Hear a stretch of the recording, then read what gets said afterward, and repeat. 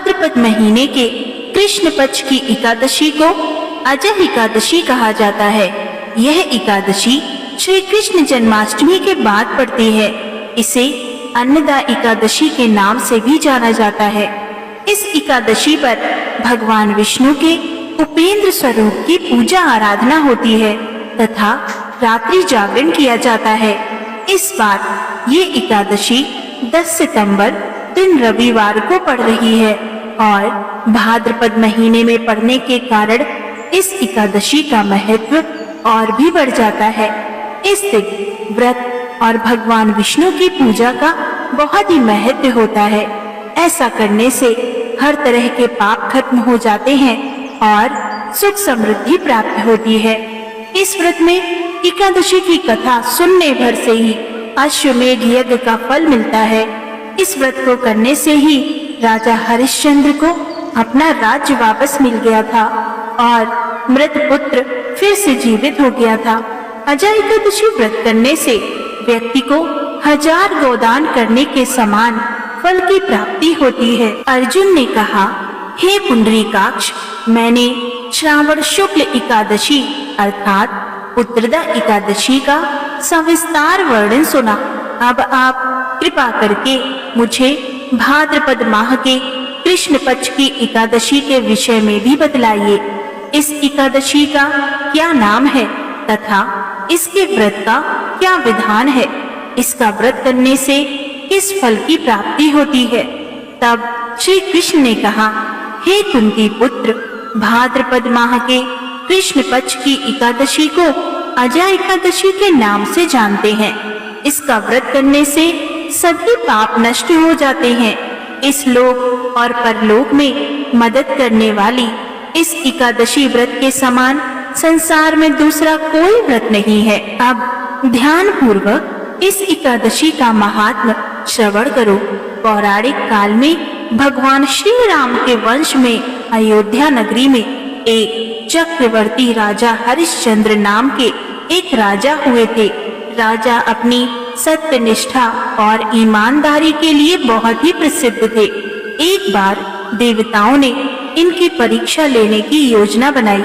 राजा ने स्वप्न में देखा कि ऋषि विश्वामित्र को उन्होंने अपना राजपाट दान कर दिया है। सुबह विश्वामित्र वास्तव में उनके द्वार पर आकर कहने लगे, तुमने स्वप्न में मुझे अपना राज दान कर दिया।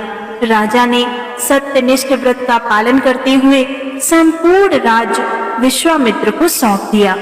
दान के लिए दक्षिणा चुकाने हेतु राजा हरिश्चंद्र को पूर्व जन्म के कर्म फल के कारण पत्नी, बेटा एवं खुद को बेचना पड़ा।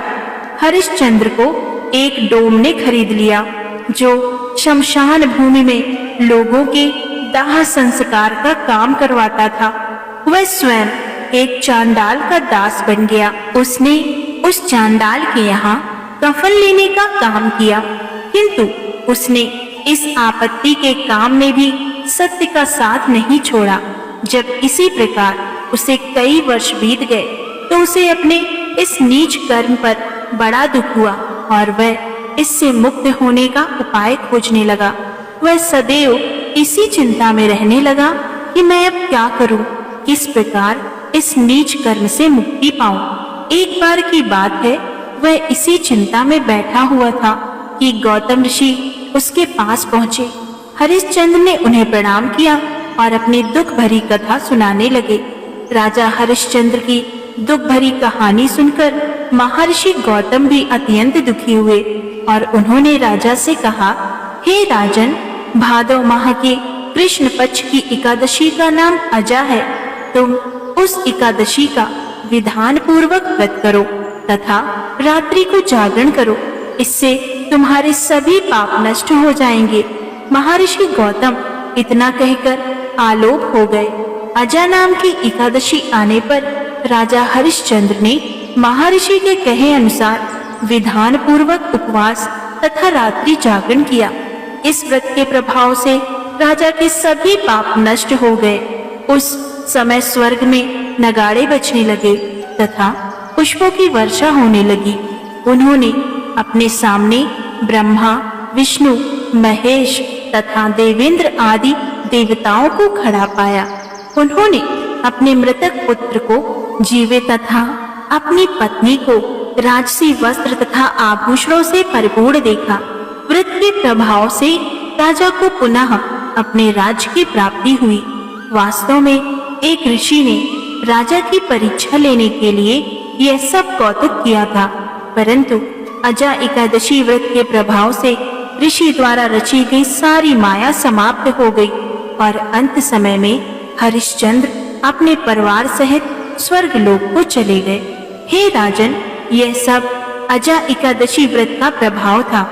जो मनुष्य इस उपवास को विधान पूर्वक करते हैं तथा रात्रि जागरण करते हैं, उनके सभी पाप नष्ट हो जाते हैं और अंत में वे स्वर्ग को प्राप्त करते हैं। इस एकादशी व्रत की कथा के श्रवण मात्र से ही अश्वमेध यज्ञ के फल की प्राप्ति हो जाती है। बोलिए जय जय श्री हरि। आई होप आपको ये अजा एकादशी की कथा अच्छी लगी होंगी। ऐसे ही मेरे वीडियो को देखने के लिए लाइक करें, सब्सक्राइब करें और बेल आइकन पर क्लिक करें। जय श्री महाकाल, हर हर महादेव, जय श्री शंभू। मिलते हैं नेक्स्ट वीडियो में।